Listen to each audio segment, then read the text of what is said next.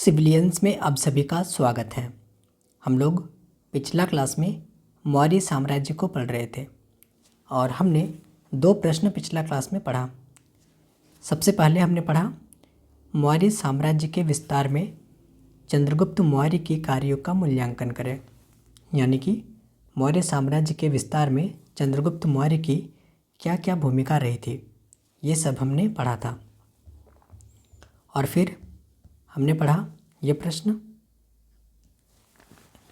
अशोक के एक शासक के रूप में मूल्यांकन करें, और इसको भी हमने काफ़ी अच्छी तरीके से पढ़ा था और समझा था। अब आइए हम लोग इस चैप्टर को कंटिन्यू करते हैं और आज हम लोग एक और इम्पॉर्टेंट प्रश्न को पढ़ते हैं। तो आज का जो क्वेश्चन है वो है अशोक द्वारा किया गया कलिंग युद्ध एवं उसका परिणाम पर टिप्पणी लिखिए। यानी कि कलिंग युद्ध के बारे में हमें पढ़ना है और इसका क्या परिणाम हुआ था, इसे भी हमें अच्छी तरीके से पढ़ना है, समझना है। तो देखिए इसका आंसर। तो अशोक के राज्यारोहण के पश्चात, यानी कि शासक बनने के बाद क्या हुआ, तो उसे अपने पूर्वजों से एक विशाल साम्राज्य प्राप्त हुआ। अशोक को एक विशाल साम्राज्य प्राप्त होता है। हमने पढ़ा था अशोक के जो पिता थे वो थे बिंदुसार, और बिंदुसार के जो पिता थे वो थे चंद्रगुप्त मौर्य। चंद्रगुप्त मौर्य एक मिलता जुलता नाम है आपका बिंबिसार। बिंबिसार, ये बिंबिसार जो है ये हर्यक वंश का संस्थापक था लेकिन ये जो बिंदुसार है ये अशोक के पिता हैं और ये मौर्य वंश का सम्राट है। सम्राट या फिर राजा बोल दीजिए। तो ये बिंदुसार और ये बिंदुसार और ये बिंबिसार। तो अशोक को अपने पूर्वजों से एक विशाल साम्राज्य प्राप्त हो गया, लेकिन अशोक संपूर्ण भारत पर विजय प्राप्त करना चाहता था। संपूर्ण भारत पर क्यों चाहता था? क्योंकि चंद्रगुप्त मौर्य यानी कि इनके दादाजी एक साम्राज्यवादी शासक थे, यानी कि अपना साम्राज्य का विस्तार किए थे। मगध महाजनपद पे जो चंद्रगुप्त मौर्य शासक बने थे, हमने पढ़ा था चंद्रगुप्त मौर्य के बारे में। चंद्रगुप्त मौर्य तो हमने देखा था किस प्रकार से ये सेल्यूकस निकेटर जैसे शासक को, यानी कि जो सिकंदर के सेनापति थे, उनको पराजित किए थे और अपना साम्राज्य विस्तार अफगानिस्तान तक किए थे। तो उसी प्रकार से अशोक भी अपना साम्राज्य का विस्तार करना चाहते थे, यानी कि संपूर्ण भारत पर विजय प्राप्त करना चाहते थे। तो कलहन के राजतरंगिणी से ज्ञात होता है कि, देखिए ये जो राजतरंगिणी जो है ना, ये एक पुस्तक है। इसकी जो रचना है वो कलहन के द्वारा किया गया है। तो कलहन के राजतरंगिणी से ज्ञात होता है कि पहले किसने, अशोक ने कश्मीर पर विजय प्राप्त किया था।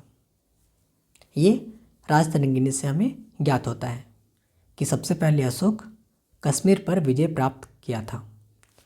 और ऐसी अनुश्रुति है कि अशोक ने ही श्रीनगर को बसाया एवं कश्मीर की घाटी में अनेक चैत्यों और स्तूपों का निर्माण किया था।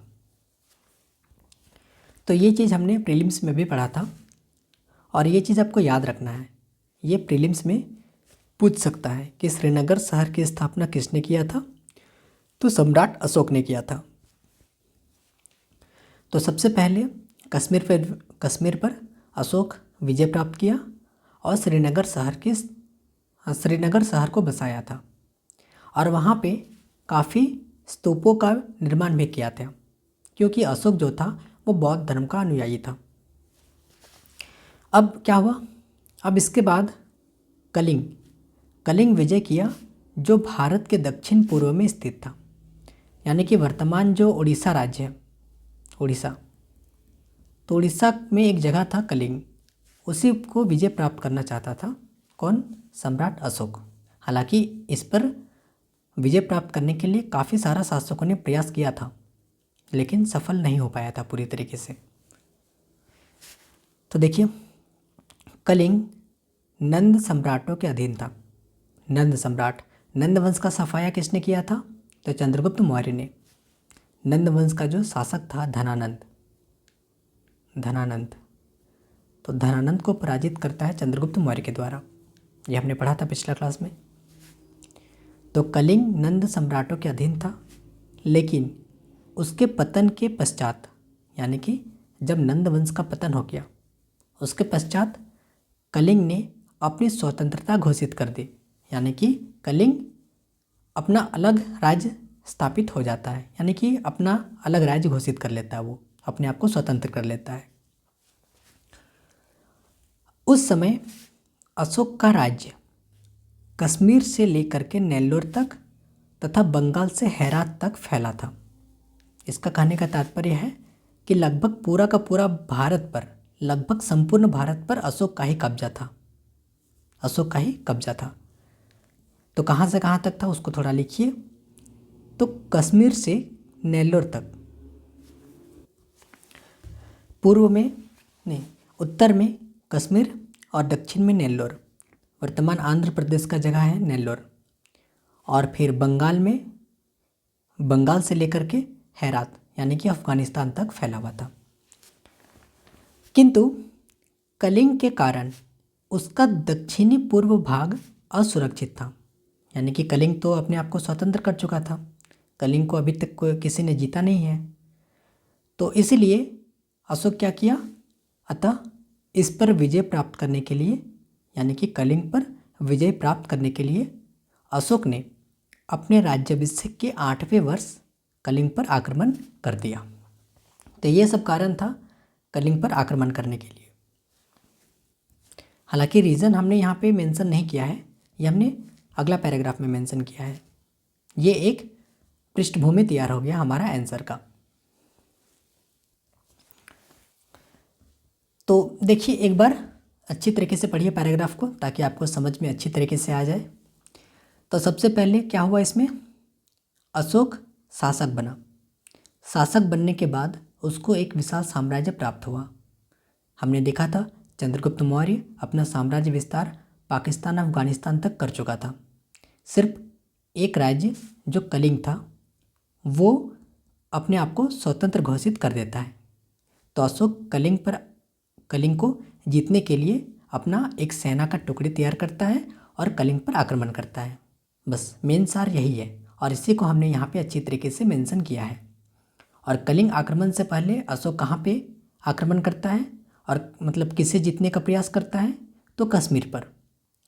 ऐसा कहाँ से हमें जानकारी मिलता है, तो कल्हण का एक पुस्तक है राजतरंगिणी, उसी से हमें जानकारी मिलता है कि अशोक सबसे पहले कश्मीर पर विजय प्राप्त किया था। और ऐसा माना जाता है कि श्रीनगर जो शहर है उसकी स्थापना अशोक ने ही किया था। बस अगर आप चीज़ें समझ जाएंगे तो आपको ये सब राइटिंग करने में काफ़ी इजी हो जाएगा, और आप बहुत ही आसानी से अपने आंसर को तैयार कर सकते हैं।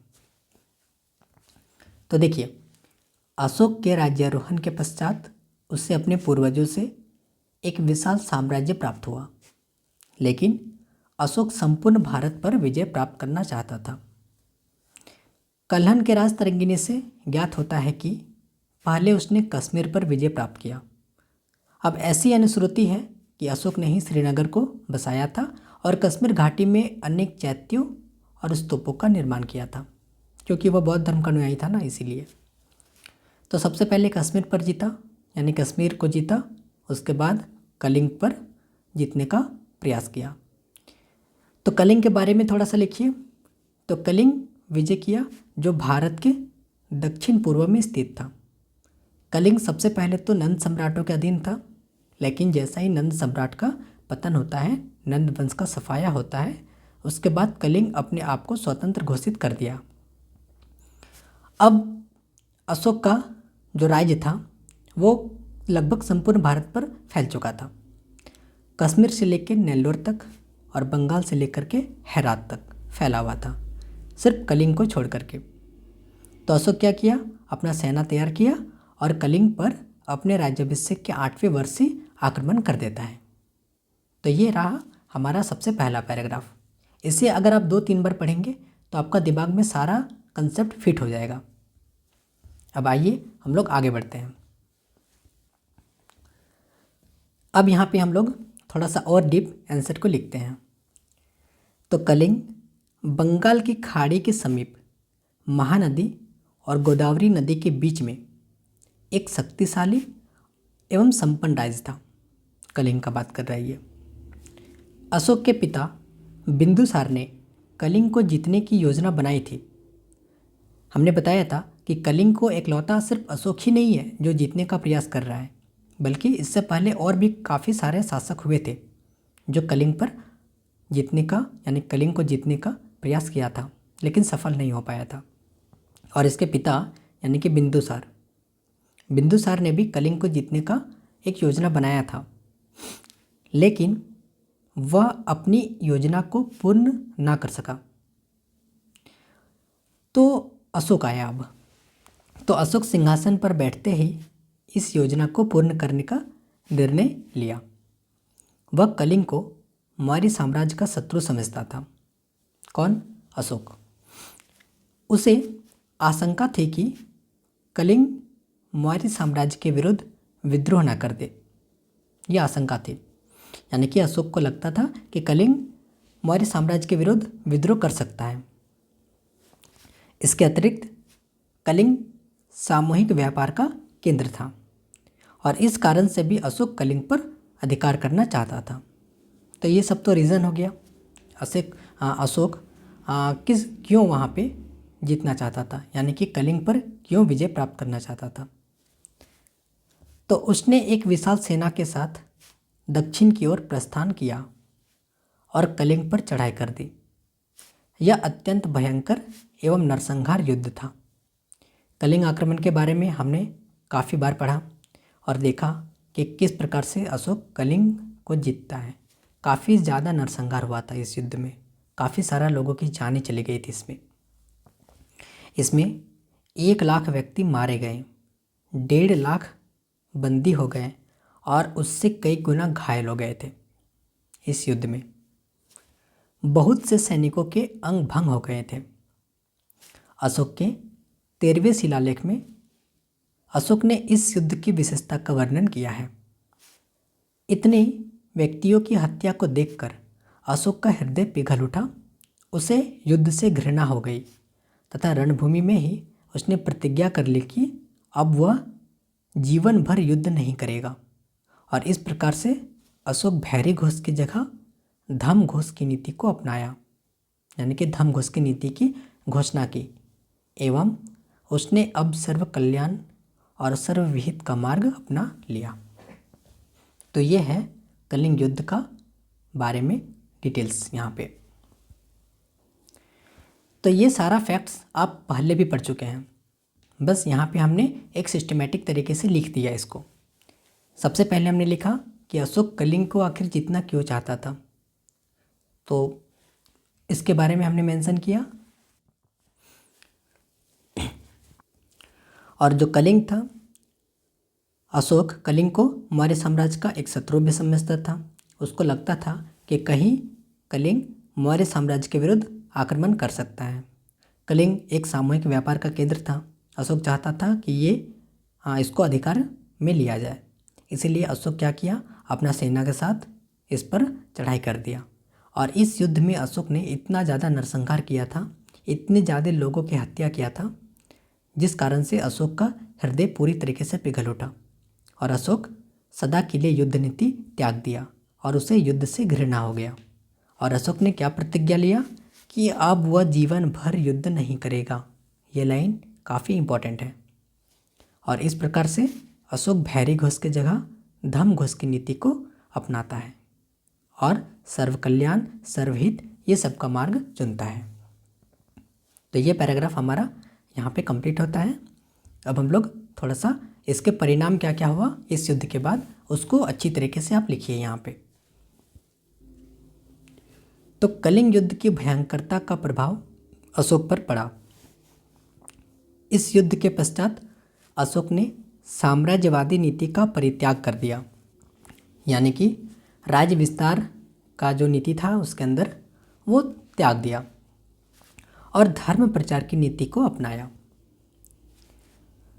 अशोक द्वारा यह घोषित किया गया या फिर घोषणा किया गया कि वह किसी भी राज्य को अपने साम्राज्य में सम्मिलित नहीं करेगा, किसी भी राज्य को अपने साम्राज्य में सम्मिलित नहीं करेगा।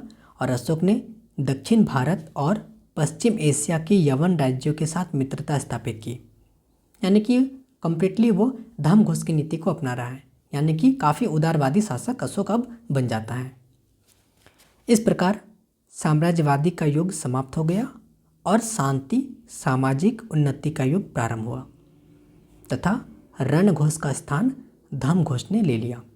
तो ये हुआ इसका परिणाम। अब लास्ट में एक कंक्लूजन लिखिए इसको। तो कलिंग युद्ध के बाद अशोक ने प्रतिज्ञा की कि धर्म की घोषणा करूँगा, धार्मिक शिक्षाओं का प्रचार करूँगा, आध्यात्मिक विकास होगा और धर्म की वृद्धि के साथ उनकी अभिवृद्धि होगी।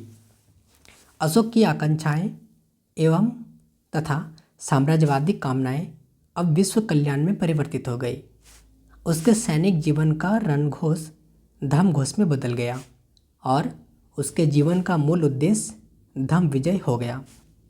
अतः कलिंग युद्ध अशोक के जीवन में युगांतकारी घटना के साथ साथ एक नया मोड़ साबित हुआ। इस प्रकार कलिंग का युद्ध मगध एवं भारत के इतिहास की एक महत्वपूर्ण घटना मानी जाती है। तो ये है हमारा कलिंग युद्ध और उसका परिणाम। ये हमारा सिलेबस में अलग से टॉपिक मेंशन था जिसे हमने एक प्रश्न के रूप में पढ़ा और समझा। तो ये प्रश्न हमारा यहाँ पे कंप्लीट होता है। अब हम लोग अपना अगला प्रश्न को देखते हैं। अब हमारा अगला जो टॉपिक है सिलेबस में वो है अशोक के धम्म। तो इसको भी हमने एक प्रश्न के माध्यम से तैयार किया है। अशोक के धम्म के स्वरूप को स्पष्ट करें, यानी कि अशोक के धम्म के बारे में आपको यहाँ पे अच्छे से बतलाना है। तो चलिए इसका आंसर हम लोग देखते हैं। तो आंसर, तो कलिंग युद्ध के नरसंहार के पश्चात अशोक ने युद्ध की नीति का त्याग कर धम्म की नीति अपनाई। हमने कलिंग युद्ध को अभी रिसेंटली पढ़ा और कलिंग युद्ध के बाद अशोक ने धम्म की नीति को अपनाया। धम्म की अवधारणा एक विस्तृत अवधारणा है। धम्म संस्कृत शब्द धर्म का प्राकृत रूप है। यह कोई विशेष धार्मिक आस्था, व्यवहार या मनमाने ढंग से निर्मित की गई शासक की नीति नहीं थी, बल्कि यह सामाजिक व्यवहार एवं गतिविधियों के सामान्यीकृत मानदंड थे। इसे एक नैतिक, सामाजिक तथा कुछ अर्थों में राजनीतिक संकल्पना के रूप में देखा जा सकता है। शॉर्ट में अगर हम लोग बोलें तो नैतिक नियम ही अशोक का धम्म था। बस धम्म के बारे में थोड़ा सा हमने यहाँ पे इंट्रोडक्शन लिखा है। अब तक यहाँ तक हमने क्या पढ़ा? सिर्फ एक इंट्रोडक्शन। अब ये धम्म का जो स्वरूप है वह मानवतावादी एवं प्रजातांत्रिक था। इसके अंतर्गत व्यक्ति के जीवन शैली में धम्म को अपनाए जाने की बात की गई तथा प्रत्येक व्यक्ति का सामाजिक कर्तव्य बताया गया। एक तरह से प्रजा के नैतिक उत्थान एवं सामाजिक व्यवस्था को सुचारू रूप से चलाने के लिए अशोक द्वारा नए नैतिक नियम ही धम्म की नीति थी। वही है नैतिक नियम, वही है अशोक का धम्म। इसमें मानव को केंद्र में रखकर मानवतावादी मूल्यों एवं प्रजातांत्रिक आदर्शों को स्थापित करने पर बल दिया गया है। यानी कि अशोक का धम्म और कुछ नहीं, नैतिक नियमों का एक संकलन है। इसमें मानवतावादी मूल्यों पर बल दिया गया है, प्रजातांत्रिक आदर्शों को स्थापित किया गया है और एक जन कल्याण के स्वरूप को इसमें दर्शाया गया है। यही है अशोक का धम्म। और हमने पहला पैराग्राफ में इसी चीज़ को अच्छी तरीके से मेंशन किया है। अशोक के धम्म की संकल्पना कहाँ से विकसित हुई? तो कलिंग युद्ध के बाद। कलिंग युद्ध में जो नरसंहार हुआ था उसके बाद अशोक ने युद्ध की नीति को त्याग कर दिया और धम्म की नीति को अपनाया। अब धम्म क्या है? तो धम्म एक विस्तृत अवधारणा है। इसके बारे में थोड़ा सा लिखिए कि धम्म जो शब्द है ये संस्कृत शब्द जो धर्म है उसी का एक प्राकृत रूप है। अब इसके बारे में लिख दीजिए कि अशोक का धर्म एक नैतिक आचार संहिता है या फिर एक नैतिक नियम ही अशोक की धम्म की नीति थी। इसमें मानव को केंद्र पे रख करके मानवतावादी मूल्यों को एवं प्रजातांत्रिक आदर्शों को स्थापित करने पर बल दिया गया है। अगर आप चीज़ों को समझ गए होंगे तो खुद से आप अपने आप लिख लेंगे ये सब चीज़ों को। बाकी पैराग्राफ को आप 2-3 बार पढ़िएगा, आपको समझ में आ जाएगा कि आपको क्या लिखना है। अब हम लोग आगे बढ़ते हैं। अशोक के धम्म से अभिप्राय आचार के सर्वसम्मत नियम से है। दया, दान, सत्य, गुरुजन एवं माता जन की सेवा, अहिंसा आदि गुण धम्म के अंतर्गत थे। अशोक ने कर्मकांडों से हट करके चरित्र एवं आचरण के निर्माण हेतु धम्म का प्रतिपादन किया और धम्म के अंतर्गत रूढ़िवाद, धार्मिक आडंबर, जटिल कर्मकांड एवं रहस्यमयी दर्शन का अभाव था। इसमें सरलता एवं व्यवहारिकता थी ताकि अधिक से अधिक प्रजा को इसके अंतर्गत लाया जा सके। अशोक के धम्म की कुछ प्रमुख विशेषताएं निम्नलिखित थी। अब हमें धम्म के बारे में एक एक पॉइंट 22 पॉइंट अच्छी तरीके से यहाँ पे मेंशन कर देना है। तो इसमें हमने यही सब मेंशन किया कि धम्म के अंतर्गत किन किन विषयों को शामिल किया गया है। तो दया हो गया, दान हो गया, सत्य हो गया, गुरुजन, माता जन, ये सब का सेवा हो गया, अहिंसा पर बल हो गया। ये सब गुण धम्म के अंतर्गत विद्यमान है।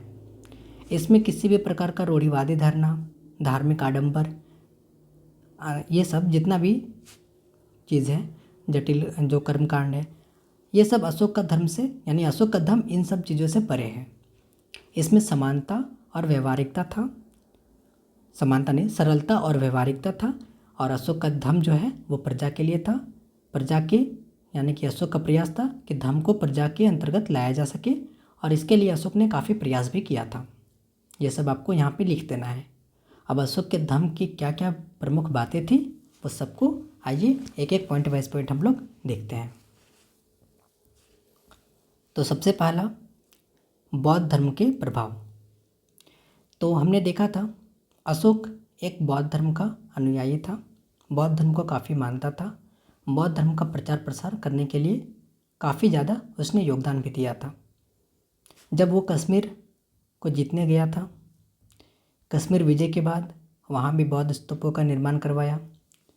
श्रीलंका में जब अशोक ने बौद्ध धर्म का प्रचार प्रसार किया था, हमने देखा था कि अपनी बेटी संघमित्रा और बेटा महेंद्र को श्रीलंका में बौद्ध धर्म का प्रचार प्रसार करने के लिए अशोक ने भेजा था और काफ़ी सारा बौद्ध स्तूपों का निर्माण करवाया था, लगभग 84,000 से भी ज़्यादा।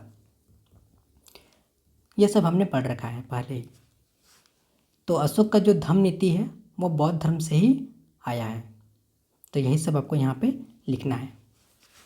तो बौद्ध धर्म के प्रभाव में धम्म का उदय हुआ था, अतः धम्म के कई तत्व बौद्ध धर्म से ग्रहण किए गए थे, किंतु इसे बौद्ध धर्म नहीं कहा जा सकता है। देखिए ये बात तो सही है कि धम्म का जो प्रभाव है वो बौद्ध धर्म से ही आया था, लेकिन क्या इसे एक बौद्ध धर्म की संज्ञा दी जा सकती है? तो आंसर है नहीं। क्यों नहीं दी जा सकती है? तो थोड़ा सा मेंशन कीजिए कि इसमें बौद्ध धर्म के जैसा ना ही कोई 4 आर्य सत्य बताया गया है जिस प्रकार से हमने बौद्ध धर्म में पढ़ा था, ना ही कोई अष्टांगिक मार्ग बताया गया है। ये सब चीज़ों का यहाँ पे उल्लेख नहीं मिलता है जो बौद्ध धर्म का आधार है। 4 आर्य सत्य, देखिए बौद्ध धर्म में जो चार आर्य सत्य हैं ये हमने पढ़ा था, जो था कि संसार दुखों से भरा हुआ है, प्रत्येक दुख का कोई ना कोई कारण है, दुख को दूर किया जा सकता है और उसके लिए हमें अष्टांगिक मार्ग को अपनाना पड़ेगा। और जो दुख का जो मेन कारण था वो बौद्ध धर्म में बताया गया था इच्छा को, हमने पढ़ा था ये चीज़। तो ये सब यहाँ पे किसी भी चीज़ का मेंशन नहीं किया गया है। अब अगला पॉइंट है धार्मिक सहिष्णुता की नीति। धार्मिक सहिष्णुता यानी कि धार्मिक रूप से उदार। हमने देखा था अशोक जो थे, सम्राट अशोक, भले बौद्ध धर्म को मानते थे लेकिन बाकी धर्मों के प्रति उसका एक समान रूप से रिस्पेक्ट रहता था, यानी कि सभी धर्मों को समान रूप से देखते थे, किसी भी धर्म का बुराई नहीं करते थे। तो अशोक ने धम्म के अंतर्गत धार्मिक सहिष्णुता की नीति को लाया। उसने ब्राह्मणों को, आजीवकों को, निग्रंथों यानी कि जैनों को, जैन आदि का भी आदर किया और सभी धर्मों के हितों को ध्यान में रखा। वह उदार विचार का था और सभी धर्मों का प्रचार चाहता था और इसीलिए अपने प्रजा की भौतिक एवं आध्यात्मिक कल्याण हेतु धम्म को मूर्त रूप दिया और इसमें सर्वाधिक बल सहिष्णुता पर ही दिया। तो यह है धार्मिक सहिष्णुता की नीति। अशोक सभी धर्मों का बराबर रूप से मतलब इज्जत करता था, यानी बराबर रिस्पेक्ट देता था। ये चीज़ हमने देखा था कि अशोक आजीवकों के लिए बराबर की गुफाओं में 4 गुफा में से 3 गुफाओं का निर्माण करवाया था। चाहे तो आप यहाँ पे उसको लिख भी सकते हैं। और वो जो गुफा का नाम था वो हमने प्रीलिम्स में पढ़ा था, सुदामा, कर्ण, चौपाड़ और विश्व झोपड़ी, ये सब। नेक्स्ट है अहिंसा पर बल। तो अहिंसा अशोक के धम्म का एक बुनियादी सिद्धांत था। उसकी अहिंसा केवल मनुष्यों तक ही सीमित नहीं थी, पशु पक्षियों के जीवन को भी उसने पवित्र माना। यानी कि अशोक भी अहिंसा का ही समर्थन किया था। उसका मानना था कि सिर्फ मनुष्य का ही नहीं, कोई भी जीव हो, सब में प्राण होता है और उसकी हत्या करना यानी कि उसकी हत्या निषिद्ध है। तो पशु पक्षियों के जीवन को भी उसने पवित्र माना। शाही भोजनालय में सैकड़ों की संख्या में होने वाले पशुओं के वध को उसने समाप्त कर दिया। यह है सम्राट अशोक। अहिंसा के सिद्धांत को वह राजनीति के क्षेत्र में भी लाना चाहता था और इसीलिए उसने युद्ध विजय के स्थान पर धम्म विजय को उचित माना। यानी कि अशोक का जितना सारा रूप हम लोग अब देख रहे हैं, अब अशोक का जो इतना उदारवादी नीति देख रहे हैं, इसका परिणाम सिर्फ और सिर्फ कलिंग युद्ध है, कलिंग का युद्ध। इस युद्ध के बाद अशोक ने अहिंसा पर इतना अधिक बल दिया कि उसने युद्ध नीति को भी सदा के लिए त्याग दिया, यानी कि हथियार को एकदम त्याग ही दिया। उसने यही प्रतिज्ञा लिया था कि अब युद्ध कभी नहीं करना है और ना ही किसी भी चीज़ों का हत्या करना है। पशु पक्षी, इवन खाना पीना में जो यानी कि मांसाहारी भोजन होता है, उसको भी अशोक ने प्रतिबंध करवा दिया, यानी कि अहिंसा पर अत्यधिक बल दिया। नेक्स्ट है लोक कल्याणकारी दृष्टिकोण। तो धम्म का एक विस्तृत दृष्टिकोण लोक कल्याणकारी दृष्टिकोण भी था। यानी कि लोक कल्याणकारी दृष्टिकोण यानी कि जगत का कल्याण करना है। धम्म की नीति में ऐसे कार्य शामिल थे जो नागरिकों के कल्याण से संबंधित है। धम्म प्रचार के अंतर्गत अशोक ने सड़कों एवं मार्गों का निर्माण किया, छायादार वृक्ष लगवाए, स्थान स्थान पर कुएं एवं जलाशय बनवाए, अस्पताल एवं शिक्षण संस्थानों की स्थापना की गई। इन सारे जन कल्याणकारी कार्यों का उद्देश्य यह था कि उसकी प्रजा धम्म के अनुसार आचरण करे ताकि लोक कल्याणकारी राज्य की स्थापना हो सके। तो ये है लोक कल्याणकारी राज्य की स्थापना जो सम्राट अशोक के द्वारा किया गया था और ये धम्म के अंतर्गत ही किया गया था। यानी कि धम्म का एक फैक्टर लोक कल्याणकारी राज्य की स्थापना करना भी है। लोक कल्याणकारी राज्य की स्थापना नहीं बल्कि लोक कल्याणकारी दृष्टिकोण भी है। अगला है प्रगतिशीलता का दृष्टिकोण। तो अशोक के धम्म का एक बुनियादी स्वरूप प्रगतिशीलता का दृष्टिकोण भी था, जिसके अंतर्गत अंधविश्वासों का त्याग करके निस्वार्थ भाव से सामाजिक व्यवस्था को चलाए जाने का दृष्टिकोण था। इन शॉर्ट आपको याद रखना है कि इसमें अंधविश्वासों और जितना भी रूढ़िवादी प्रथा सब है उस सब का त्याग करने का बात यहाँ पे किया जा रहा है। यानी कि प्रगतिशीलता का दृष्टिकोण अपनाना है और जो भी अंधविश्वास है उन सबको त्याग कर देना है और निस्वार्थ भाव से सामाजिक व्यवस्था को चलाना है। तो ये है अशोक की प्रगतिशीलता का दृष्टिकोण। धम्म की यात्रा द्वारा प्रगतिशीलता के तत्वों को जनता को अवगत कराया गया। तो यही आपको याद रखना है। फिर है, तो ये सब पॉइंट हमारा कंप्लीट होता है। अब लिखिए आगे। तो विभिन्न अभिलेखों एवं अन्य उपलब्ध साक्ष्यों के आधार पर धम्म के तत्वों को सूचीबद्ध किया गया। धम्म के तत्वों में सामाजिक व्यवहार, बड़ों का सम्मान, ब्राह्मणों एवं श्रमणों के प्रति आदर, युद्ध बंदियों दासों के प्रति मानवीय व्यवहार, उसके बाद है यज्ञों पर प्रतिबंध, खर्चीले समारोह पर प्रतिबंध, समाज कल्याणकारी कार्य, धम्म विजय, धम्म यात्राएं, अहिंसा इत्यादि को शामिल किया गया है। तो ये है हमारा एक लास्ट और एक मेन लाइन जो धम्म को कम्प्लीटली एक्सप्लेनेशन यहाँ पे करता है कि धम्म के अंतर्गत किन किन तत्वों को शामिल किया गया है। अब लास्ट में इस प्रकार अशोक धम्म का एक विस्तृत स्वरूप था जिसे लोक कल्याण, नैतिकता, मानवतावाद, धर्म सहिष्णुता जैसे अनेक नवीन तत्वों का समावेश किया गया था। अतः धम्म को एक अलग धर्म की जगह सारे धर्मों के सार के रूप में देखा जा सकता है। यहाँ पे देखा जा सकता है। तो इस प्रकार से हमारा ये प्रश्न में कंप्लीट होता है अशोक का धम्म नीति।